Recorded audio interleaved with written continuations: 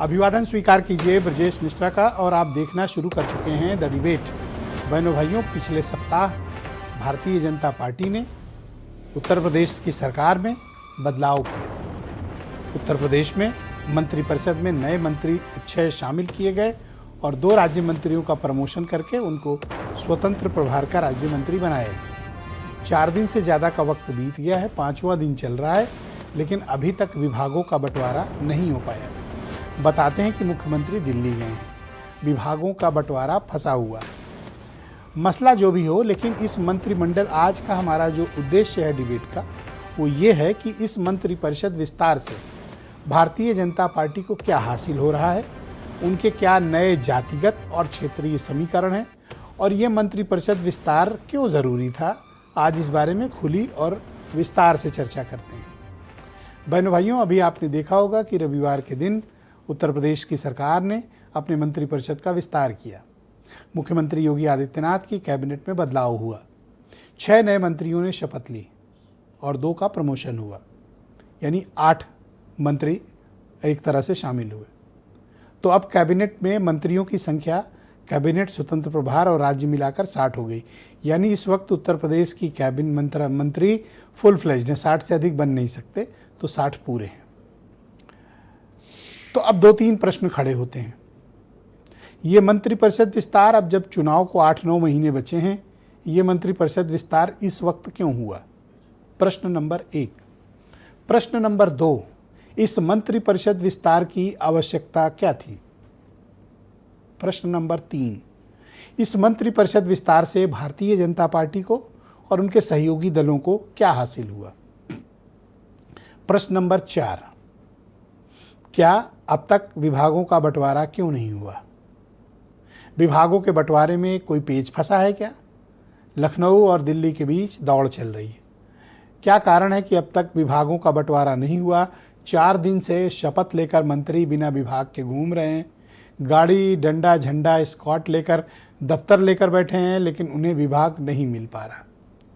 Bharatiya Janata party में फैसले बहुत विलंब से होते हैं, लेकिन ऐसा जानकार बताते हैं जो बीजेपी की कवरेज करते हैं या एक्सपर्ट, कि बीजेपी हर काम बहुत सजा के, रणनीतिक रूप से और अपनी ज़रूरत के मुताबिक करती है।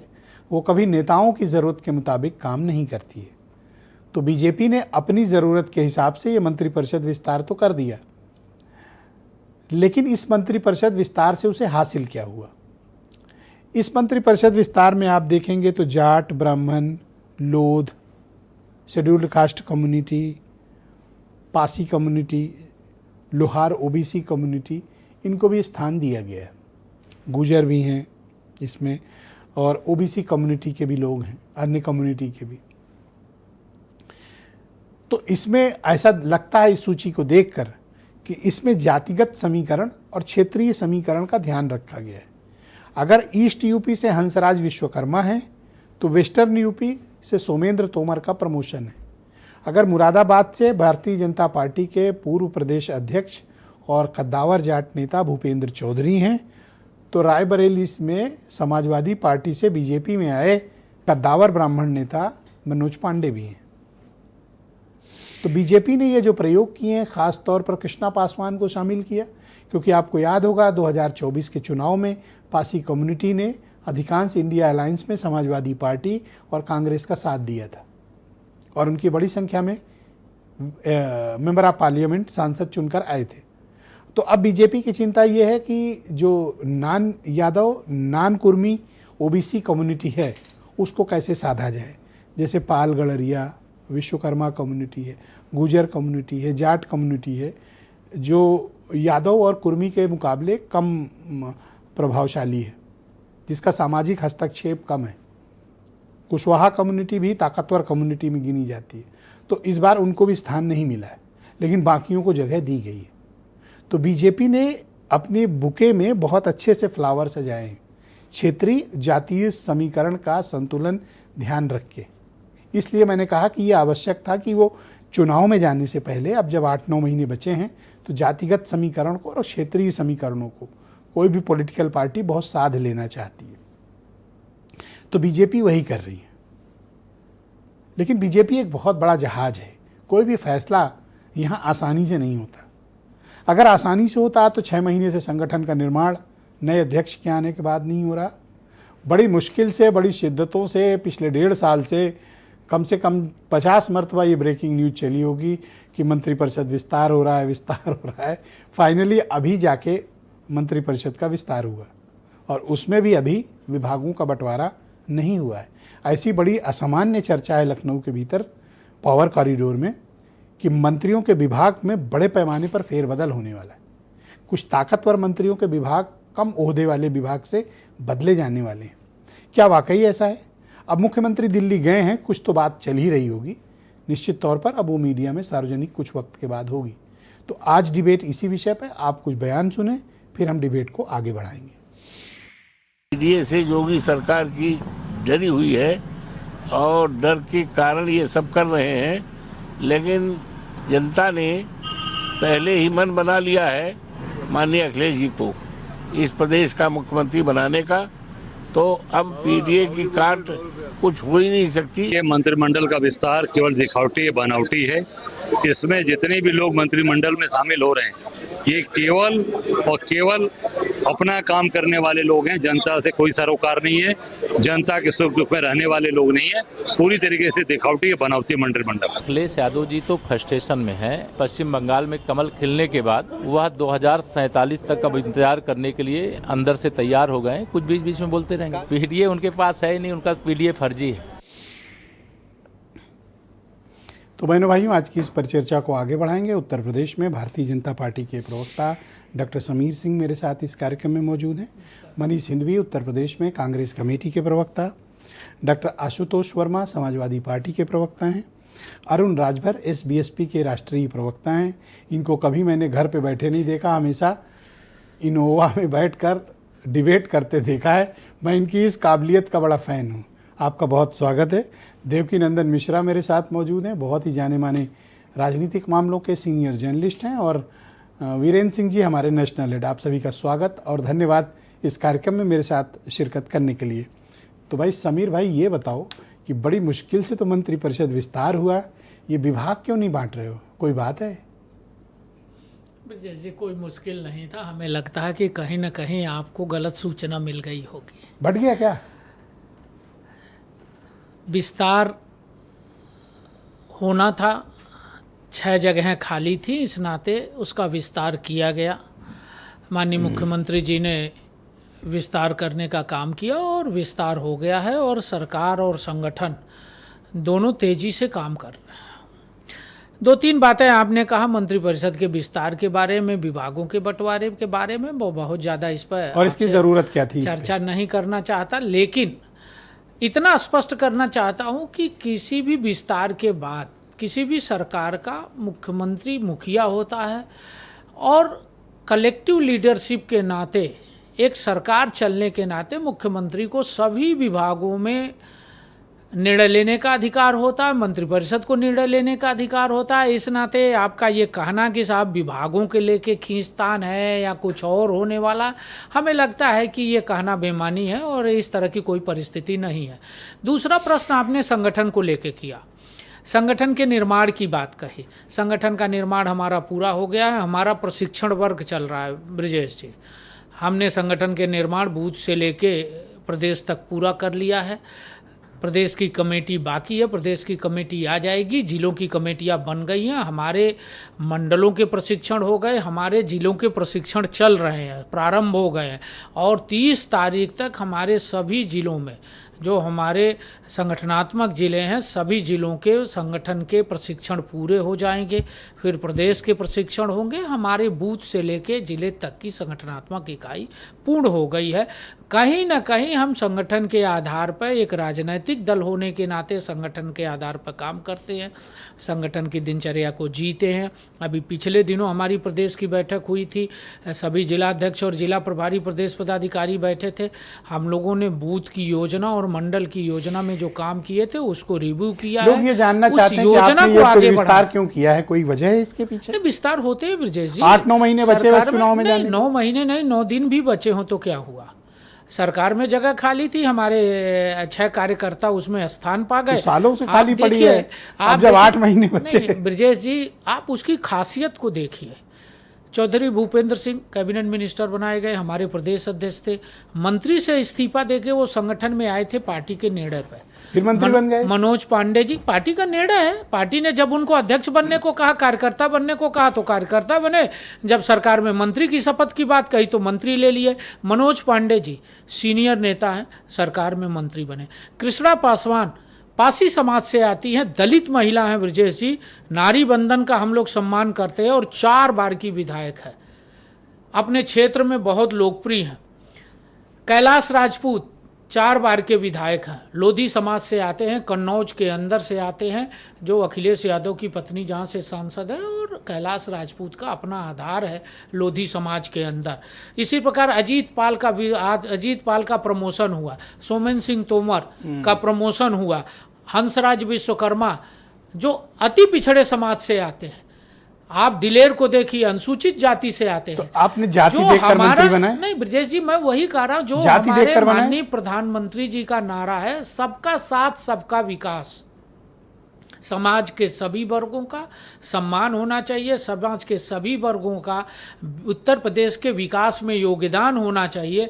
उसको देखते हुए माननीय प्रधानमंत्री जी के नेतृत्व में माननीय मुख्यमंत्री योगी जी ने जो विस्तार किया है वो सर्वस्पर्शी है, सर्वग्राही है, और हमें लगता है कि ऐसा विस्तार अब तक किसी भी विपक्ष की सरकार ने नहीं तो किया इसी होगा। कैबिनेट मैं के साथ, दावे के इसी साथ मंत्रिपरिषद कह सकता के साथ आप चुनाव में जाएंगे? अब तो कोई बदलाव नहीं करेंगे? निश्चित रूप से ब्रजेश जी, मैंने पहले भी कहा कि हम चुनाव में आदरणीय मोदी जी और योगी जी के काम और उनके द्वारा किए गए उत्तर प्रदेश के विकास और Thank you, तरक्की के आधार पर जाएंगे, मंत्रिपरिषद के निर्णयों के आधार पर जाएंगे, मजबूत संगठन Thank you, की sir. ताकत Thank you. के आधार पर जाएंगे, डॉक्टर आशुतोष और वर्मा। 2027 में Thank you. तीसरी बार सरकार बनाने में हम जनता के समर्थन से कामयाबी हासिल करेंगे। डॉक्टर आशुतोष वर्मा समाजवादी पार्टी के प्रवक्ता हैं। आशुतोष जी, अब जब 8-9 महीने बचे आपसे मुकाबला के लिए, वक्त आ रहा है नज़दीक, बीजेपी ने गजब चौतरफा घेराबंदी की है। देखिए क्या ब्यूटीफुल लिस्ट है उनकी, हर जाति के लोग आपको मिलेंगे, एक आध छोड़ दीजिए तो। अब इस लिस्ट को देखने के बाद आपके चेहरे पर इतनी उदासी क्यों दिख रही है मुझे? नहीं, बिल्कुल नहीं विजय जी, हमें तो मंद मंद मुस्कुराहट भी लग रही है, और मुझे अच्छा भी लग रहा है कि जिस पीटीए की बात हम करते थे, जब ये भारतीय जनता पार्टी के प्रवक्ता आपके चैनल में बैठ के चिल्लाते थे कि ये जातियों में तोड़ दिया, जातियों में तोड़ दिया, आज वही भारतीय जनता चुन चुन के जातियों के नेताओं को बना के मंत्री बना रही है। लेकिन अफसोस ये है कि आज बचे हुए कुछ समय में, जब बजट भी ऑल आउट हो चुका है, 6-7-8 महीने रह गए हैं, विभाग अभी नहीं पता है, तो ये सिर्फ जातियों के व्यक्ति को, एमएलए को बना के क्या करना चाहते हैं।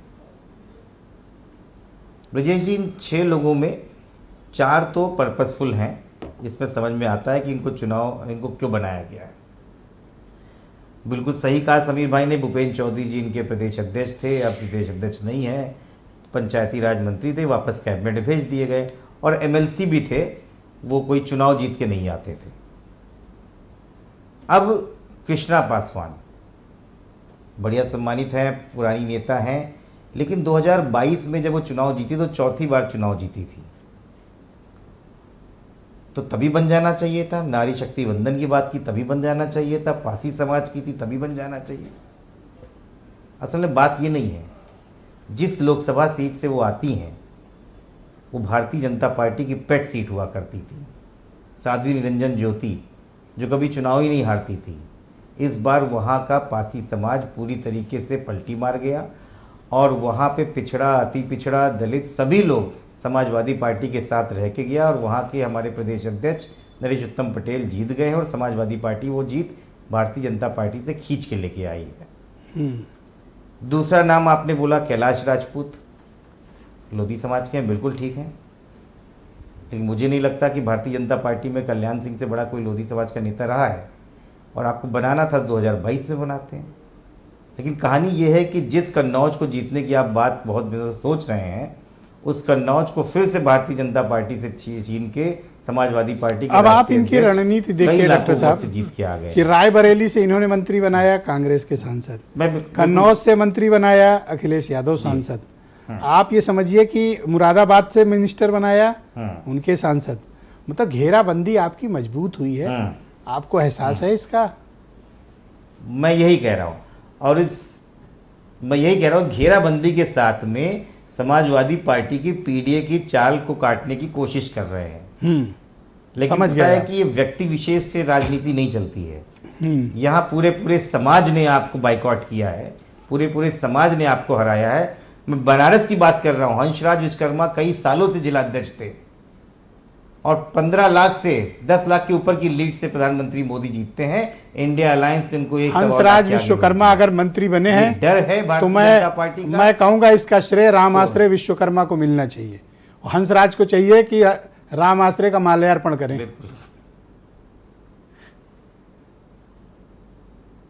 बोलिए। बेशक मुझे लगता है कि भारतीय जनता पार्टी सिर्फ अपने फायदे के लिए जी। और अपने फायदे के लिए वहां पर आई है। अगर समाजवादी पार्टी जिस प्रकार से रामाश्री विश्वकर्मा जी एक्टिव होके गए, जिस प्रकार से विश्वकर्मा बच्ची की रेप के लिए अच्छा, खड़े हुए, एक अंतिम सवाल है इस राउंड का आपसे। नीचे तक हिल गई आज थी। 5वां दिन है, वो विभाग समझ नहीं गई बट थी। पा रहा, कोई प्रॉब्लम है?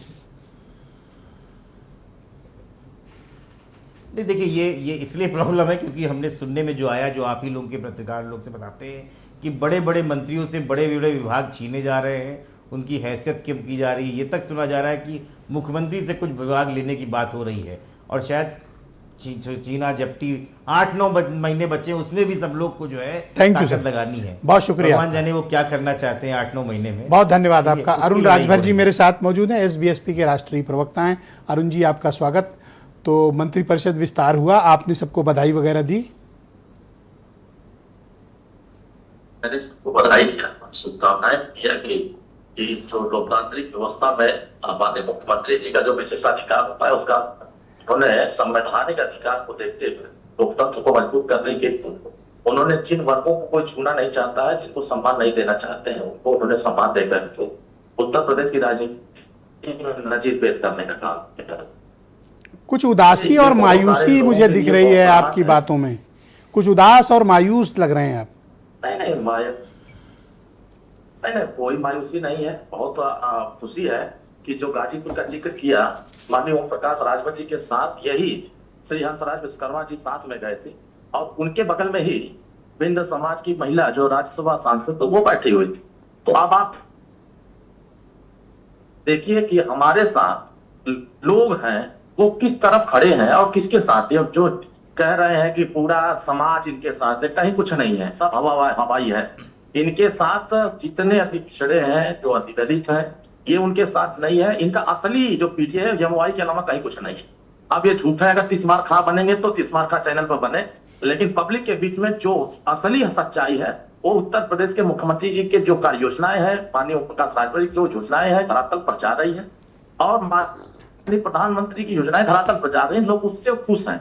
हर व्यक्ति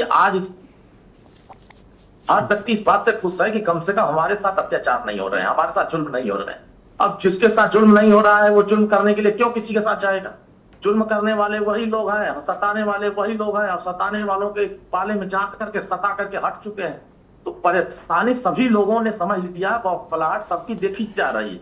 अरुण भाई, मेरे मन में पिछले 5 दिनों से एक सवाल है, मैं सोचा कि जब आप मिलोगे तो आपसे पूछूंगा। जी। आपको सम्मान नहीं मिला इस विस्तार में? नहीं तो इसमें हम लोगों का सम्मान तो ऐसे ही है। आपने देखा होगा कि चाहे वो बंगाल का परिणाम आया हो तो माननीय मुख्यमंत्री जी ने खुद ही माननीय ओम प्रकाश राजभर जी को, दोनों डिप्टी सबको लेकर के वहां पहुंचे थे। कितना बढ़िया से वहां हम लोगों का सम्मान हुआ। अरे मैं कौन से सम्मान की बात कर रहा हूँ, आप समझ ही नहीं पा रहे हो। नहीं, वो देखिए बात क्या है कि जो अरे अगर एक सीट आपको दे देते, एक मंत्री आपका भी बना लेते तो क्या चला जाता? आपको सम्मान सीटें ही उतनी है। अब पता चले कि 6 सीट है और हम भी उसी में हाथ लगा लें तो पता चले कि भाई और लोग कहाँ जाएंगे। सभी लोगों की भागीदारी होनी चाहिए ना। आज लेटी हमारे समाज से 2 लोग हैं तो ये आपने त्याग किया या फिर आपको पूछा नहीं गया?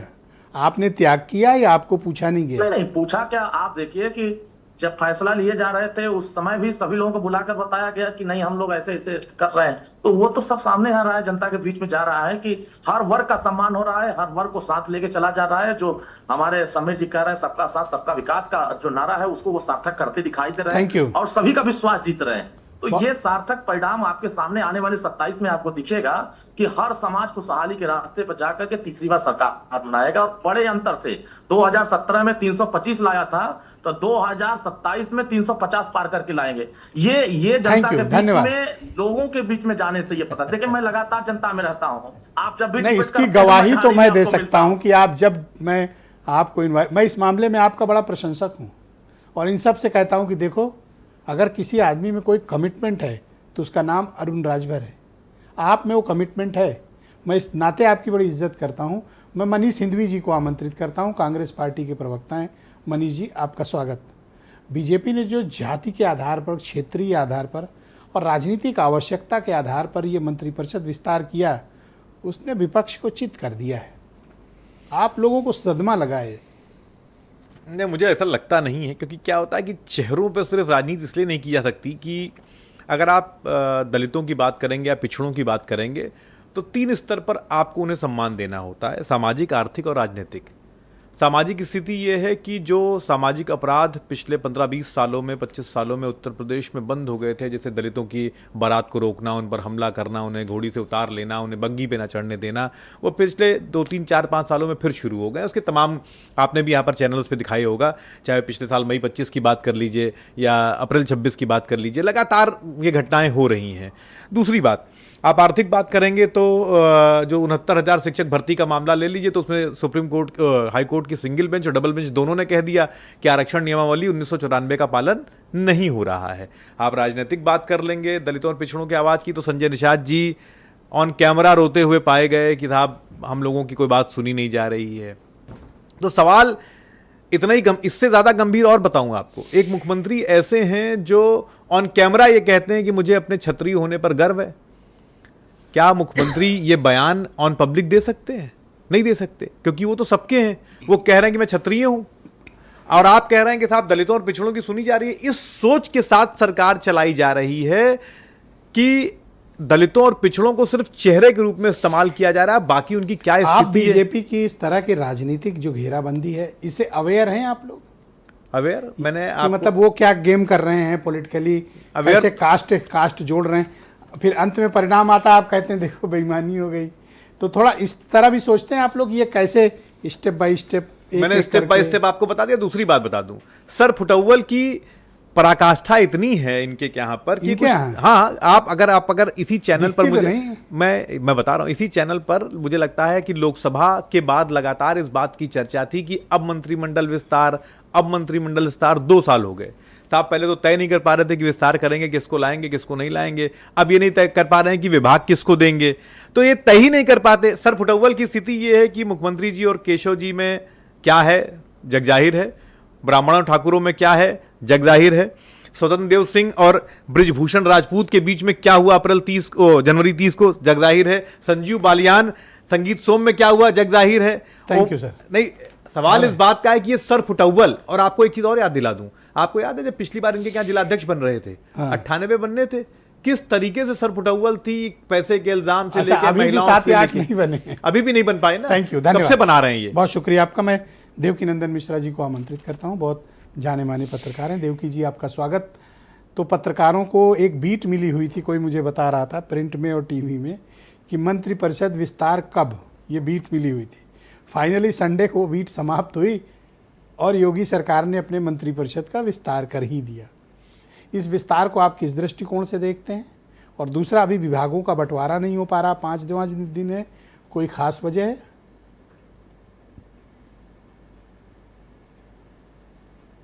देखिए, मैं पहले दूसरे सवाल का जवाब आपके देता हूं। दूसरे सवाल का जवाब ये है कि विभागों का बंटवारा आज मुझे लगता है कि रात तक या कल सुबह तक आपको सूची मिल जाएगी। उसकी वजह है, देखिए, आज अमित शाह जी से और नितिन नवीन जी से योगी आदित्यनाथ जी का डिस्कशन हो चुका है और ये बड़ी स्वाभाविक सी बात है कि चुनाव चूंकि भारतीय जनता पार्टी का केंद्रीय नेतृत्व लड़ता है, तो इस वजह से बीजेपी में कोई भी बदलाव होगा, कोई भी चेंज होगा, तो बिना केंद्रीय नेतृत्व के मुझे लगता नहीं कि होता है। ये दिखता जरूर है कि योगी जी कर रहे हैं, लेकिन योगी जी और केंद्रीय नेतृत्व दोनों के बीच समन्वय से होता है। तो केंद्रीय मंत्रिमंडल का जो विस्तार हुआ है, जिसमें 6 नए मंत्री शामिल किए गए हैं, 2 को प्रमोशन दिया गया है, मतलब जो कोटा है 60 का वो पूरा हो गया है। उसमें मंत्रिमंडल की जो मतलब जो सूची है, कौन कौन किसको किसको क्या क्या विभाग मिलेगा, वो मुझे लगता है आज रात तक आ जाएगा या कल सुबह तक हर हाल में आ जाएगा। दूसरा जो आपने प्रश्न किया कि इलेक्शन के दृष्टि से इसका क्या इम्पैक्ट पड़ेगा, दरअसल भारतीय जनता पार्टी 2024 के इलेक्शन में उत्तर प्रदेश में जिस तरीके से उसको डिफीट खाना पड़ा, जिसकी वजह से केंद्र में भारतीय जनता पार्टी की पूर्ण बहुमत की सरकार नहीं बना पाई, उसके पीछे था पीडीए का आंदोलन जो समाजवादी पार्टी और कांग्रेस ने मिल करके लड़ा था। और यही एक वजह थी कि बीजेपी जो मैजिक नंबर है वहां तक नहीं पहुंच पाई।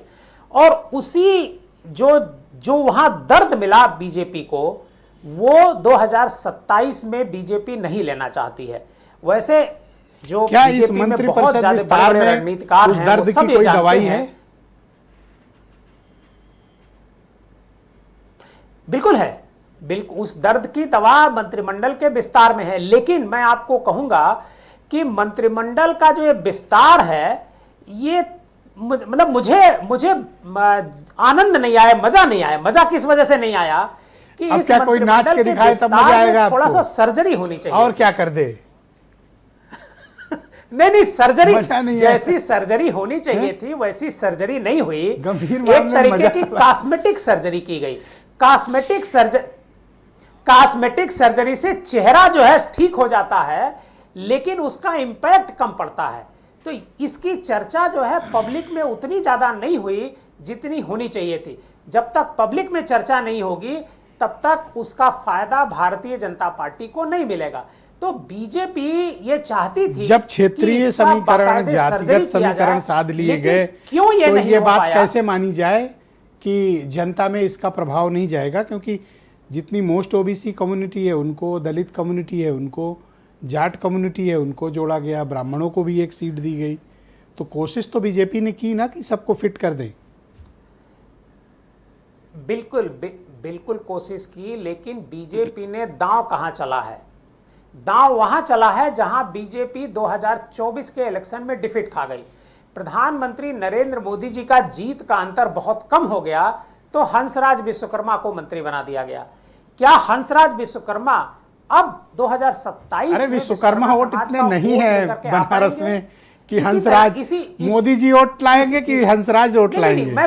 मैं यही कह के आपने दयालु को मंत्री मतलब बना दिया था। उसके अगल रोज आप लोग दयालु करते थे और दयालु मंत्री बन गए। अब आप लोग रोज ये कहानी सुनाते हैं, बनारस से फिर एक अब आदमी बन देखिए, गया। जैसे फतेहपुर है, फतेहपुर से कृष्णा पासवान जी को मंत्री बनाया गया। क्या इससे पासवान समाज जुट जाएगा? फतेहपुर इस वजह से बनाया गया क्योंकि वो सीट हार गए। कन्नौज में इस वजह से बनाया गया मंत्री क्योंकि वो सीट हार गए। तो बीजेपी ने ये जो सर्जरी की है, कॉस्मेटिक सर्जरी जो की है, वो उन सीटों पर की है जहां पर बीजेपी 2024 के चुनाव में डिफीट खा गई है। मनोज पांडे की सीट पर भारतीय जनता पार्टी 1 लाख वोटों से पीछे रही है। 1 लाख वोटों से पीछे रही है, जबकि मनोज पांडे बीजेपी का कैंपेन कर रहे थे। तो आप इसी से अंदाजा लगाइए कि सर्जरी की जरूरत थी या नहीं थी। ये जो कॉस्मेटिक सर्जरी हुई है, मुझे इससे कोई बहुत फर्क नजर नहीं आता है। लेकिन बहुत शुक्रिया आपका। फिर भी बीजेपी की कोशिश है कि पीडीए को कमजोर किया जाए, और उसी दिशा में ये कदम बीजेपी ने बढ़ाया है। कमजोर होगा या नहीं होगा ये 2027 में पता चलेगा। वीरेंद्र जी भी हमारे साथ इस डिबेट में आ गए। वीरेंद्र जी, ये मंत्रिपरिषद विस्तार आखिर 8-9 महीने बचे तब क्यों हुआ? इसकी आवश्यकता क्या थी? और क्या सभी समीकरण साध लिए गए हैं? और ये भी साथ में एक सवाल है आपसे कि 5वां दिन है, ये सब बैठे हैं डंडा झंडा ऑफिस लिए, विभाग ही नहीं है। बिल्कुल सही बात कही आपने कि सबसे पहले जब मंत्रिमंडल का विस्तार हुआ तो उसकी बहुत इंतजार था, क्योंकि 2024 के अक्टूबर में बीजेपी के प्रदेश अध्यक्ष का कार्यकाल समाप्त हो गया। तो जब नया अध्यक्ष आया फिर ये हुआ कि मंत्रिपरिषद बनेगा, लेकिन मंत्रिपरिषद बहुत आखिरी में बढ़ा और दलित, ओबीसी, जनरल, ये सब बातें तो उत्तर प्रदेश के लिए बहुत कॉमन सी हैं। बिना जातियों के कोई काम इलेक्शन में या राजनीति में संभव नहीं है। उत्तर प्रदेश में लोकसभा चुनाव का जो परिणाम था, उस परिणाम के बाद से बीजेपी कोई रिस्क लेना नहीं चाहती है। वो हर जाति के समीकरण के अनुसार सम्मान दे रही है और वो चाहती है कि विधानसभा में उसको वोट मिले। ये सब सारी तरकीब, सारे विपक्षी छोटे दलों को साथ में लेकर चलना, सब ये उसी लिए चल रहा है काम। आप देखेंगे कि ये दूसरी सरकार है योगी पार्ट 2 की। ऐसा पहली बार हुआ है जब 60 के 60 पद भर दिए गए हैं। पिछली सरकार भी थी, लेकिन तब भी 1 पद 2 पद खाली रखा जाता रहा। अब की बार कोई रिस्क नहीं लिया गया है। तो ये साफ है कि जहां से भी जातीय संतुलन साधा जा सके साधिए। चाहे दलित के घर में भोजन करना पड़े, पदाधिकारी बनाना पड़े, मंत्री बनाना पड़े, भैया करो, सब करो। अब समस्या यह है कि मंत्री बन गए लेकिन स्वागत नहीं करा पा रहे हैं।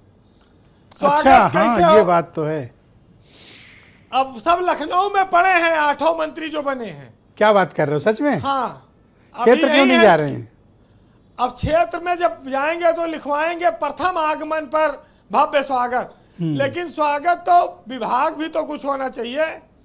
कार्यकर्ता आएंगे, भीड़ भाड़ होगी, ढोल मजीरा बजेगा, लड्डू पानी तक हो जाए, लेकिन उसके बाद वाली व्यवस्था विभाग करेगा जिले में। तो वो खर्चा खुराकी कौन उठाएगा इस सबका? तो ये विभाग आएगा तब मंत्री जी अपना प्रथम आगमन जिले में करेंगे। और ये संकट आज उम्मीद है कि दिल्ली में मुख्यमंत्री गए हैं, वो दूर हो जाना चाहिए। बताया जा रहा है कि जो मंत्रिमंडल में विभागों का बंटवारा है, उसका पेच इन मंत्रियों के नाते नहीं फंसा है। बताया जा रहा है कि जो डिप्टी सीएम हैं दोनों बड़े, ये कुछ विभाग बड़ा चाहते हैं, इस वजह से विभाग का बंटवारा नहीं हो पा रहा है। ये तो बड़ा विस्फोटक बात बता रहे हो आप। हाँ, सुनने में यही आ रहा है कि डिप्टी सीएम को बड़ा विभाग दिया जाए, उनके जो विभाग है उसमें बदलाव किया जाए। दोनों को दिया जाए या एक को दिया जाए? अभी तो एक ही की बात है। अच्छा, ठीक है। तो वो जो है उस वजह से अब इनके सिर पे विभाग फंस गए। मनोज पांडे बहुत लकी आदमी है ब्रजेश जी। 7 लोगों ने राज्यसभा में बीजेपी को वोट दिया था और मंत्री मनोज पांडे बने खाले 6 लोग जो है टकटकी लगाए थे। तो वो सिक्योरिटी लिए हैं ना सीआईएसएफ की 6 को सिक्योरिटी लिए, लेकिन बलिदान कितना बड़ा किए थे। उसमें कुछ की छवि तो बहुत अच्छी थी, उनको मंत्री बनाया जाना चाहिए था। वो भी सोचे होंगे कि हो सकता है मंत्री बन जाए। 3 टर्म के विधायक थे उसमें। और मनोज पांडे देखिए, वो हैं सपक विधायक और मंत्री बीजेपी की सरकार में है। कितनी गजब की चीज है। सदस्यता नहीं गई है, न कोई चुनाव लड़े हैं। टिकट है, साइकिल के टिकट पे जीते हैं, विधायक हैं वर्तमान में, और मंत्री बीजेपी ने बना लिया। तो कौन इनके ऊपर कोई दल बदल भी लागू नहीं होगा। जिसका मन बदल गया उसके ऊपर दल बदल क्या करेगा। और तो विभाग कब बटेंगे फिर? विभाग आज रात में बट जाना चाहिए अगर मुख्यमंत्री लौट आए, नहीं तो कल बटेगा। अब तो दिल्ली में सारी बातें हो ही गई हैं। बटेगा तो पीडब्ल्यूडी विभाग का मामला है, किसको जा रहा है? कद के हिसाब से देखा जाए तो भूपेन्द्र चौधरी प्रदेश अध्यक्ष रहे, बड़े नेता हैं, उनको मिलना चाहिए। मनोज पांडे बड़े नेता हैं क्योंकि वो पहले मिनिस्टर रहे हो, पार्टी छोड़ के आए हैं। वो भी पीडब्ल्यूडी चक्कर में है कि अगर आखिरी 8-9 महीना में बहती गंगा में कुछ हाथ धोने को मिल जाए तो धो लिया जाए। तो भाई विभाग ही तो सब फैक्टर है। मंत्री तो बहुत बनते हैं। अब विज्ञान साइंस टेक्नोलॉजी वाले मंत्री को कौन पूछ रहा है? आज देखिए अरुण राजभर के पास पंचायती राज विभाग है, गांव-गांव में इनके पास आदमी है। तो इनका कद स्वाभाविक है बड़ा रहेगा। जहां जाएंगे वहाँ सलूट मारने वाले लोग मिलेंगे, सम्मान देने वाले मिलेंगे। जी। तो राष्ट्रीय पार्टियों में एक समस्या यही रहती है कि प्रदेश से फैसले होते नहीं, फैसले दिल्ली से होते हैं और उसमें देरी बहुत हो जाती है और इसी वजह से लोगों को तमाम मजा लेने का मौका मिल जाता है। अब एक विधायक नाराज थे कि वोट हमने भी दिया लेकिन मंत्री पांडे बन गए, हम में क्या कमी रह गई? हमने तो वो भी नहीं लिया जिसके लिए लोग जान दे देते हैं, बिना मतलब कोई शुल्क के हमने बलिदान किया था। तो ये भी सब है। दूसरी बात ब्रजेश जी, अशोक कटारिया, श्रीकांत शर्मा, सिद्धार्थ नाथ सिंह, ये लोग भी मंत्री बनने के दावेदार थे, ये नहीं बन पाए। और ठाकुर नेताओं की हालत तो और खराब है। हाँ, एक को भी नहीं बनाया इसमें तो नहीं, क्योंकि बनाएंगे आरोप लग जाएगा। राजेश्वर सिंह का नाम चला, पंकज सिंह, ये सब अब इस सरकार में वो मंत्री बनने की उम्मीद तो नहीं है। ये लोग नाम काफी चलता है हर बार, लेकिन ये बन नहीं सकते। उसका कारण आप जब जान लीजिए कि जब मुख्यमंत्री है तो कहेंगे कि ठाकुर समाज के लोगों को बना दिया, इधर कुआं उधर खाई, कहीं जा नहीं सकते हो। तो बड़ी समस्या है ये। फिलहाल ये तो आप जान लीजिए कि भारतीय जनता पार्टी में मंत्री बनने वाले लोग इस बात से भी चिंतित हैं जी कि ये विभाग बट नहीं रहा और स्थानांतरण नीति का समय निकला जा रहा है।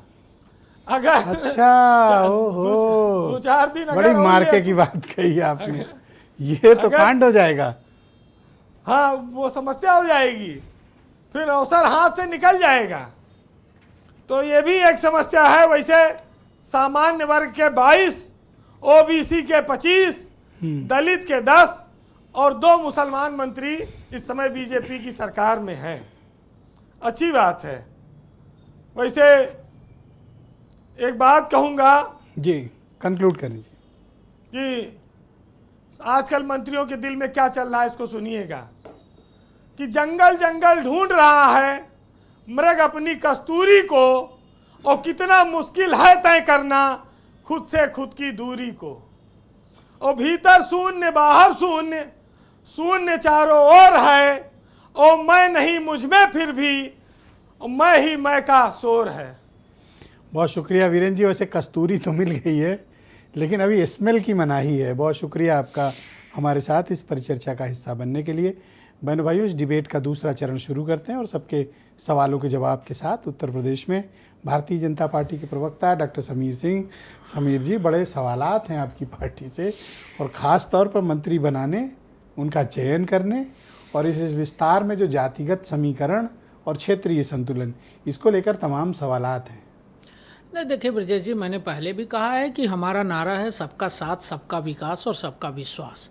हमारे सहयोगी दल हैं जो हमारे साथ हैं, वो हमारे साथ हैं, हमारे साथ कदम से कदम मिला के चल रहे हैं, और सबकी सहमति से नामों पर विचार करके हमने मंत्रिमंडल विस्तार किया है। अभी मैं बहुत शिद्दत से सुन रहा था, हमारे कांग्रेस और समाजवादी पार्टी के प्रवक्ता भाई आशुतोष वर्मा जी एक एक नाम की परिभाषा बता रहे थे और पीडीए की चर्चा कर रहे थे। इनका पीडीए फर्जी है, दिखावा है। समाजवादी पार्टी के नेता अखिलेश यादव झूठ बोलते हैं। इनके अखिलेश यादव के परिवार में 20 नाम मैं गिनाता हूँ जो मैनपुरी इटावा के रहने वाले हैं, इनके रिश्तेदार नातेदार हैं, और यही इनकी पीडीए है। मैं इसके आगे इनसे कुछ नहीं कहूँगा, ये समझ जाएंगे। माननीय मुलायम सिंह जी आज इस दुनिया में नहीं है, इस पार्टी को बनाया उन्होंने, वो नेता थे। अखिलेश यादव जी उनके पुत्र हैं, राम गोपाल यादव जी भाई हैं, डिम्पल यादव जी पत्नी हैं, धर्मेंद्र यादव जी भाई हैं, अक्षय यादव जी सांसद हैं, तेज प्रताप यादव जी, शिवपाल यादव जी चाचा हैं, अंशुल यादव जी, संध्या यादव जी, मृदुला यादव जी, अजंत सिंह यादव जी, प्रेमलता यादव जी, सरला यादव जी, आदित्य यादव जी, अनुराग यादव जी, अरविंद यादव जी, बिल्लू यादव जी, मीनाक्षी यादव जी और वंदना यादव जी। एक नाम भूल गए आप, अपर्णा यादव का। ब्रजेश जी, ये नाम इनकी पार्टी के जनप्रतिनिधि है और इनके पार्टी के नेता हैं, ये इनका पीडीए है। अब आजम खान साहब जेल चले गए, नहीं तो एक पीडीए वो थे, उनका एक परिवार था। तो ये इनका पीडीए है। समाज समझता है कि इनका पीडीए क्या है, समाज को धोखा देते हैं, परिवारवादी पार्टी है। माननीय मोदी जी का नारा है सबका साथ, सबका विकास और सबका विश्वास। 30 सेकंड और लूंगा। कांग्रेस के प्रवक्ता ने बड़ी लंबी लंबी 60 सेकंड दूंगा। कांग्रेस के प्रवक्ता ने बड़ी लंबी लंबी बातें की। 4 तारीख को चुनाव हुआ, हमारे सभी राज्यों में हम जीते, शपथ ग्रहण हो गया, ग्रैंड सेलिब्रेशन हो गया, और केरलम में आज मुख्यमंत्री तय कर पाए। आज 14 तारीख है। जो पार्टी छोटे से राज्य जीतने के बाद मुख्यमंत्री नहीं तय कर पा रही है, वो हमको ज्ञान दे रही है। कांग्रेस के नेता, इनके प्रदेश अध्यक्ष कभी भारतीय जनता पार्टी के विधायक रहे हैं, जिसको एक अध्यक्ष नहीं मिला, प्रतिनियुक्ति पे तो नहीं भेजा उनको। अरे वो देखना भाई साहब, मैं कहूँगा सहयोगती नहीं हो होगा, मैं कहूँगा कांग्रेस के प्रवक्ता को कि संभल के बोला करो, कहीं ऐसा ना हो कि कल वो फिर घर वापसी कर ले चुनाव से पहले, तो आपके लिए संकट हो जाएगा। भारतीय जनता पार्टी समाज के लिए जीती है। हमने जो विस्तार किया, हमने जो संगठन बनाया, समाज के सभी वर्गों के लिए बनाया, और जो योजनाएं हैं ब्रजेश जी। अगर अरुण राजभर को भी कोई सम्मान मिल जाता, अरुण राजभर का सम्मान है भाई साहब, इनका भी बना लेते। नहीं, अरुण राजभर जी जब चाहेंगे बन जाएंगे। वो समाज की सेवा कर रहे हैं। आप देखिए वो यात्रा कर रहे हैं। मैं अभी 5 दिन पहले इनके पार्टी के प्रवक्ता मिले थे, मैंने पूछा भाई अरुण जी कहाँ हैं, तो उन्होंने बताया भाई साहब आजमगढ़ है। इनके पिताजी घोसी रहते हैं, कभी बलियां रहते हैं, वो दौरा करते हैं। ये समाज के बीच में अपने समाज के लोगों को लाभ पहुंचा मंत्री बनाया जाए। वो जब चाहेंगे बन जाएंगे Brajesh ji. Thank you sir. वो तो लोगों को बना रहे हैं। बहुत शुक्रिया। बस इतना कहूंगा कि कांग्रेस के प्रवक्ता के जानना चाहिए, मैंने आपको ज्यादा समय जी जी बस 10 सेकंड। कांग्रेस के प्रवक्ता के जानना चाहिए कि योगी जी और मोदी जी ने गरीबों को घर दिया, किसानों को पानी दिया, बिजली दिया, नौजवानों को रोजगार दिया, गरीबों को हॉस्पिटल दिया, दवाई दिया, पढ़ाई दिया, लिखाई दिया। कांग्रेस पार्टी आज तक उनको वंचित रखी। भारतीय जनता पार्टी गरीबों के साथ है। डॉक्टर आशुतोष वर्मा, मैं आपसे जानना चाहता हूं कि ये जिस प्रकार से जातीय घेराबंदी हुई है और आपका पीडीए का जो आपने एक किला बनाया था, उस किले को भेदने की कोशिश हो रही है, क्या आपको राजनीतिक रूप से आप लोग इसके लिए अलर्ट हैं? जो कुछ भी बीजेपी ने किया है, आपके पास इसका कोई काउंटर है? देखिए ब्रजेश जी, जब हम लोगों ने बात शुरुआत की तो हमने यही बहुत बात बोली कि भारतीय जनता पार्टी लगातार चिल्लाती रहती है कि पीडीए मतलब कुछ नहीं, और परिवार डेवलपमेंट पार्टी, और जातियों को नहीं बांटिए। लेकिन अल्टीमेटली हम उसी जगह पे खड़े हो गए जहां भारतीय जनता पार्टी बता रही है हमारा पीडीए उनके पीडीए से अच्छा है। तो पहले तो ये बात सिद्ध हो गई कि भारतीय जनता पार्टी इस समय समाजवादी पार्टी की ही पिच पे खेल रही है। अब मैं बात बोलता हूँ कि जो इन्होंने इतना सारी नाम गिनाए, फलाने यादव, मैं कहता हूँ कि जब आपको इतनी परेशानी है तो कन्नौज से जिस जगह से आप बात कर रहे हैं, जहाँ से पिछली बार आपके सांसद जी जीत गए थे, वहाँ से 1,70,000 वोट से कैसे आप हार गए? सारे यादव तो वहीं पे गए हैं। तो इसका मतलब आपकी बात जनता में नहीं पहुँच रही है। जिस उत्तर प्रदेश में आप 63 सीटें, करहल कैसे 12,000 से जीत पाए, आप 33 पे कैसे है? करहल कैसे 12,000 से जीत पाया बाई इलेक्शन? ठीक है, अखिलेश यादव तो क्या नहीं बात, हाँ, उनको बता रहे हैं। रही बात जो आपने इनके समीकरण की बात बोली है, जी, आपके पास काउंटर क्या है, मैं ये समझना चाहता हूँ। जिस दिन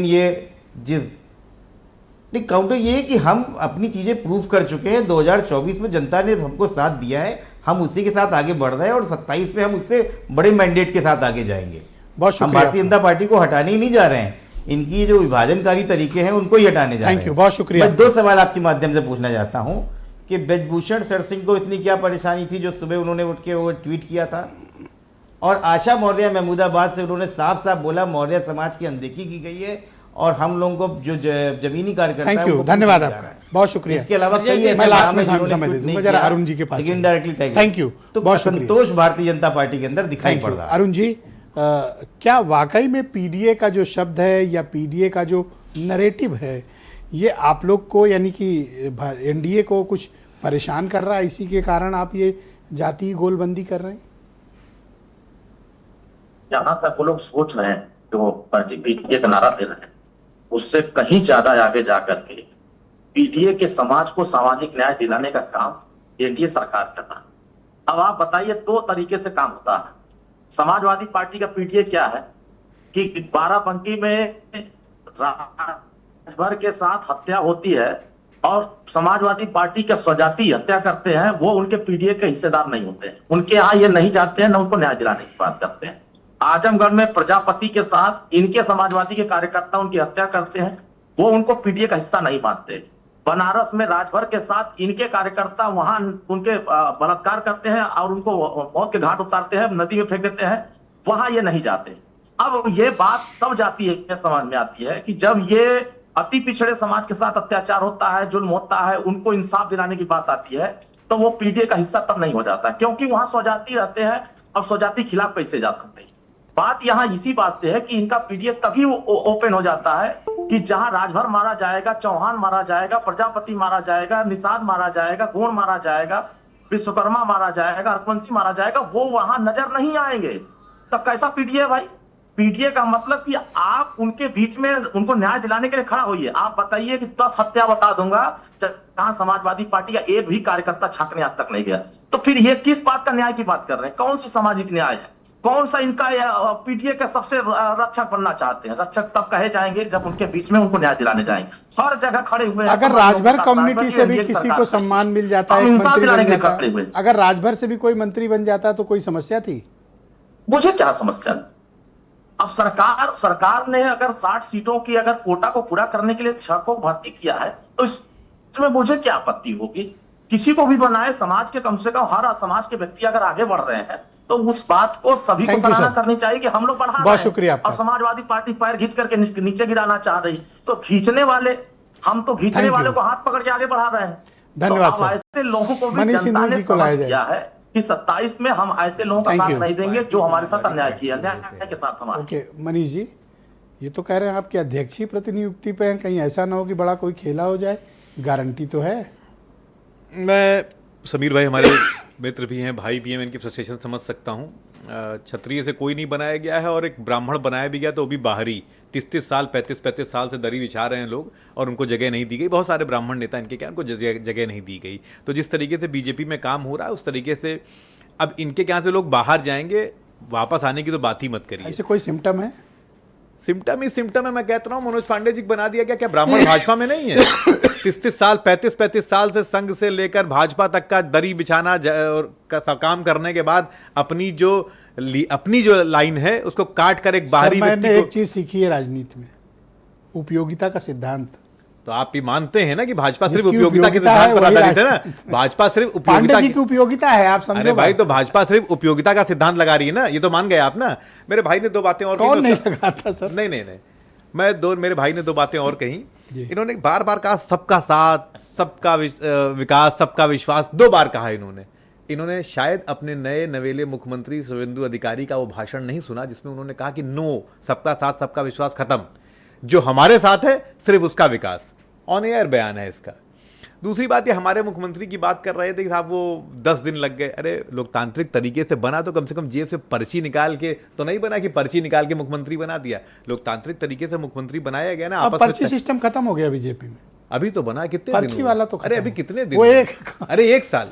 बहुत शुक्रिया, थैंक यू सर।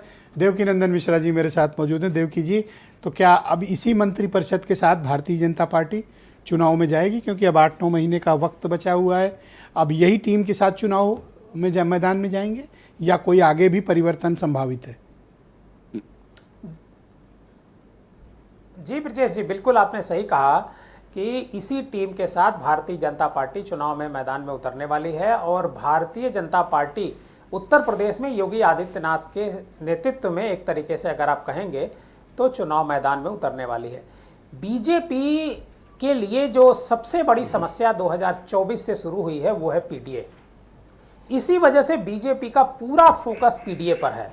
चाहे जितने भी फैसले बीजेपी ले रही है उत्तर प्रदेश को दृष्टिगत रखते हुए, उनमें सब में आप देखेंगे तो पीडीए की बात वाकई में असरकारी है। मैं लास्ट में टाइम दूंगा आपको, 30 सेकंड आप कह लेना। ये पीडीए वाकई में ये कोई नैरेटिव है या बीजेपी पर इंपोज किया गया एक राजनीतिक घेराबंदी है? पीडीए वाकई में रियल है? नहीं, देखिए क्या है कि कांसीराम जी अक्सर ये बात कहा करते थे, जिसकी जितनी भागीदारी उसकी इतनी हिस्सेदारी, ये नारा वो देते थे। और उस नारे के साथ साथ कांसीराम जी के बाद मायावती ने भी इसको आगे बढ़ाया था। जी। लेकिन अखिलेश यादव ने 2024 में जब कांग्रेस के साथ समझौता किया जी। तो उन्होंने एक तरफ राहुल गांधी संविधान का मुद्दा उठा रहे थे जो रिजर्वेशन को लेकर के था, दूसरा बैकवर्ड क्लास को एकजुट करने का काम थैंक यू सर, बहुत धन्यवाद आपका सर, बहुत शुक्रिया। काम किया और समाजवादी पार्टी और कांग्रेस को बहुत फायदा हुआ और उसी को काट काम के में ये रास्ता थैंक यू सर, धन्यवाद सर। इसीलिए बीजेपी ये सब कोशिश कर रही है। काम के नाते फायदा, काम के नाते फायदा नहीं हुआ। देवकीनंदन जी जो झूठ बोला उन्होंने संविधान का, जो भ्रम फैलाया, उसके नाते क्षणिक लाभ हुआ। लेकिन बाई इलेक्शन फिर क्या हुआ, 10 की 10 बाई इलेक्शन हार गए। और अभी समाजवादी पार्टी के साथी ब्रजभूषण शरण सिंह और मौर्य की बात कर रहे थे। अखिलेश यादव जी 12 से 17 मुख्यमंत्री थे, उन्होंने अपने पिता को निकाला, अपने चाचा को निकाला और अपमानित किया। आप किस नैतिकता की बात कर रहे हो? बहुत शुक्रिया। संविधान आप किस नैतिकता की बात कर रहे हो? डिबेट ओवर सर, अरे आपने हल्ला बोला। थैंक यू सर, आपने हल्ला डिबेट बोला ओवर सर। बहुत शुक्रिया आप सभी का, और बहनों भाइयों आप सबका भी बहुत धन्यवाद इस कार्यक्रम को देखने के लिए। एक छोटे से ब्रेक के बाद आपको दिखाएंगे कि पिछली रात उत्तर प्रदेश में कहर बरपा हो। इतना भयानक अंधड़, आंधी और तूफान आया कि पूरे प्रदेश में तकरीबन अब तक जो रिपोर्ट है 104 से ज़्यादा लोग मारे गए हैं और बड़े पैमाने पर तबाही और नुकसान हुआ है। एक छोटे से ब्रेक के बाद हम आपको उन जिलों के वीडियो दिखाएंगे जहां इस अंधड़ ने मौत बांटी।